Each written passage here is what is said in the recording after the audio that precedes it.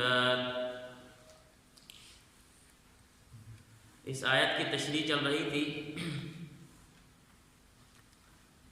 اتنی بات واضح ہو گئی تھی کہ اللہ رب العزت نے طیبات پاکیزہ چیزوں کو لوگوں کے لیے حلال کیوں رکھا، خبائث کو اللہ نے حرام کیوں کیا، اور جانوروں میں جو دو اصول بیان کیے تھے حضرت شاہ ولی اللہ رحمۃ اللہ علیہ کے حوالے سے، کہ ایک تو وہ جانور حرام کر دیا جس کی طبیعت میں خباثت پائی جاتی ہے، جس طرح خنزیر ہے، اس کی طبیعت میں خباثت پائی جاتی ہے، اللہ نے اس کو ہمیشہ کے لیے حرام کر دیا۔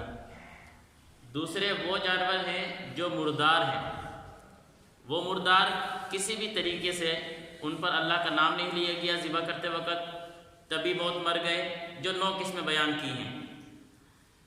اب یہاں پر ایک سوال ہوتا ہے کہ اللہ رب العزت نے جانور کو ذبح کرتے وقت اس پر بسم اللہ پڑھنا شرط قرار دیا، یعنی جب آپ جانور ذبح کریں تو اس پر اللہ کا نام لیں، اللہ کا نام لے کر جانور کو ذبح کریں۔ کھانا پکا رہے ہیں، اس طرح کوئی اور کھانے کی چیزیں ہیں، ان میں بسم اللہ شرط نہیں ہے، مستحب ہے کہ پڑھ لو گے تو برکت آ جائے گی، نہیں پڑھو گے تو کوئی حرج نہیں ہے، وہ چیز پھر بھی حلال رہے گی۔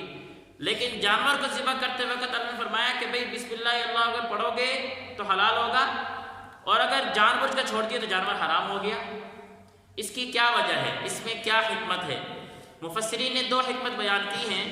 ایک حکمت تو یہ فرماتے ہیں کہ جانوروں کے علاوہ جو باقی چیزیں ہیں وہ تو انسان کے لیے حلال ہیں، اس میں تو ذبح کرنے کی، کاٹنے کی ضرورت نہیں پڑتی ہے، گندم ہے، جو ہے، فصل ہے، اور چیزیں ہیں، ان کا مقصد ہی سرے سے کھانا ہی ہے۔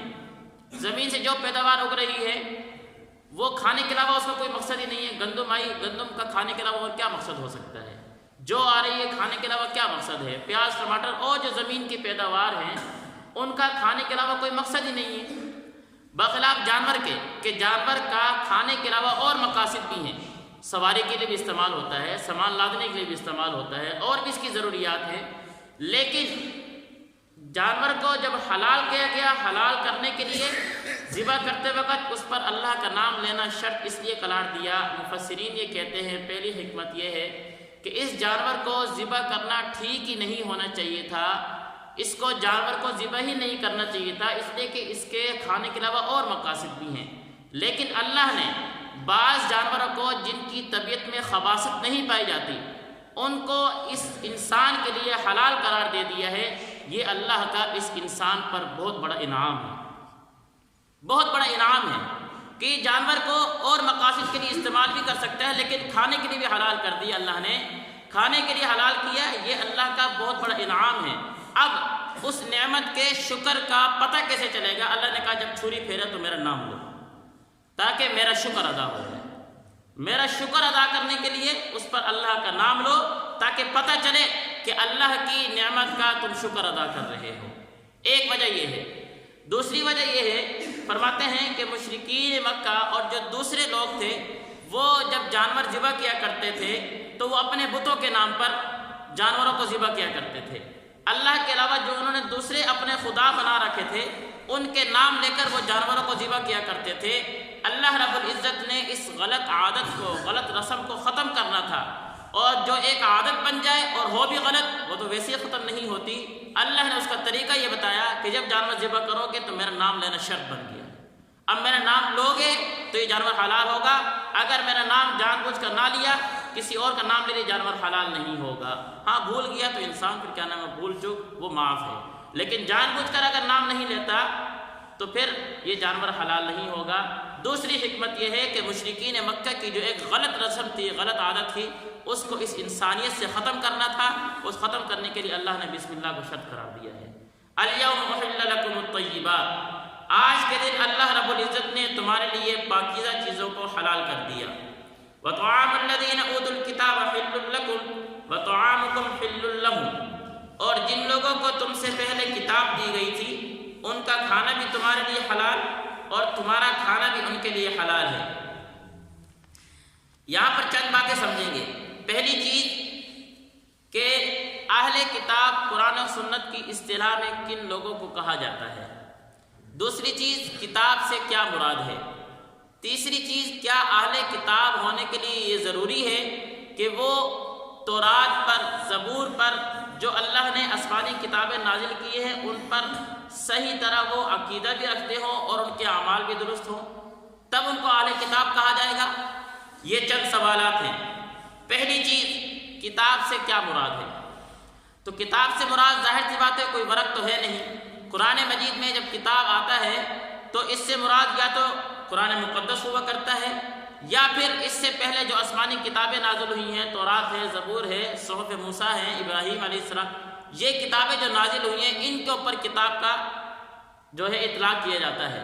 تو یہاں پر کتاب سے مراد وہ کتابیں ہیں جو اللہ نے آسمان سے انبیاء پہ نازل فرمائی ہے۔ یہ بات تو ہو گئی۔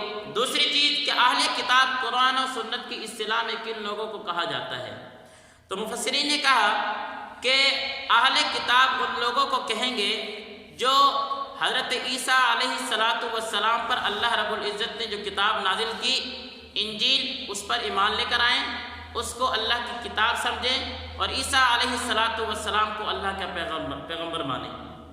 اسی طرح یہود، یہ ان کو اہل کتاب کہیں گے جو تورات کو اللہ رب العزت کی طرف سے نازل شدہ کتاب سمجھیں، موسیٰ علیہ السلام کو اللہ کا پیغمبر مانیں اور اس کتاب پر ایمان لے کر آئیں۔ یہ ہے۔ ایک اور طبقہ ہے جن کو صائبین کہتے ہیں۔ صائبین سے کون لوگ مراد ہیں؟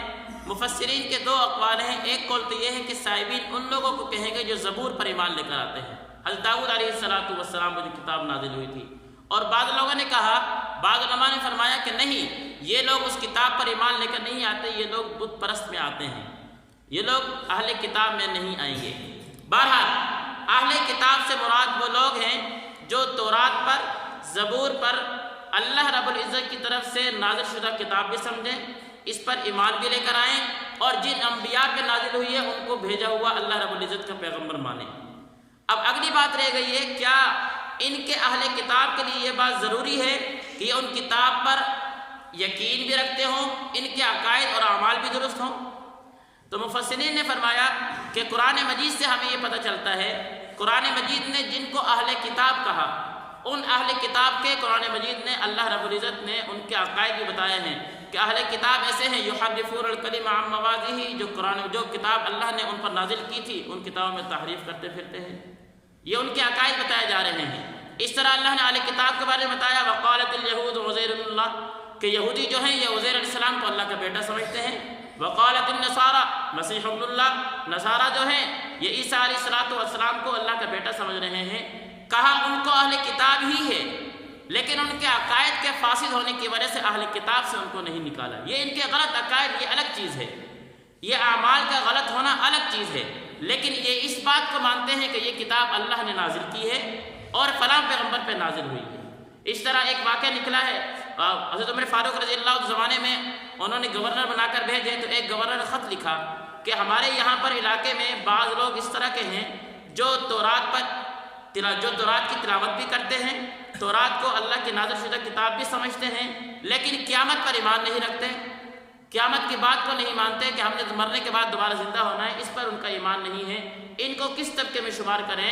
تو حضرت عمر فاروق نے فرمایا تھا کہ یہ اہل کتاب کا ہی ایک فرقہ ہے۔